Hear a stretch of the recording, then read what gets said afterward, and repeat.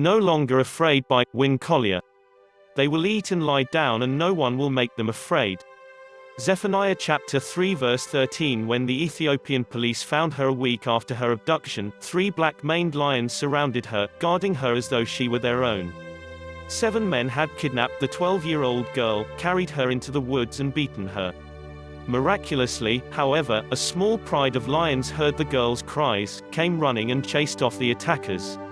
The lions stood guard until we found her and then they just left her like a gift and went back into the forest, Police Sergeant Wondimu told one reporter.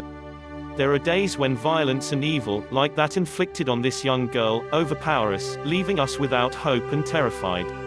In ancient times, the people of Judah experienced this. They were overrun by ferocious armies and unable to imagine any possibility of escape. Fear consumed them. However, God always renewed his unrelenting presence with his people. The Lord, the King of Israel, is with you. Never again will you fear any harm. Zephaniah chapter 3 verse 15. Even when our catastrophes result from our own rebellion, God still comes to our rescue. The Lord your God is with you, we hear, the mighty warrior who saves.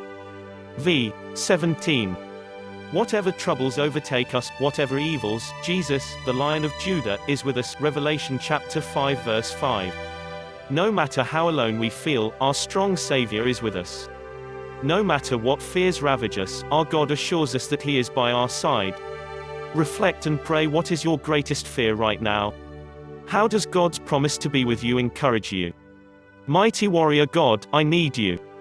I need a mighty warrior to stand with me and overwhelm my fears. I'm choosing to trust you. Don't forget to subscribe in my channel at youtube.com/imtr3b.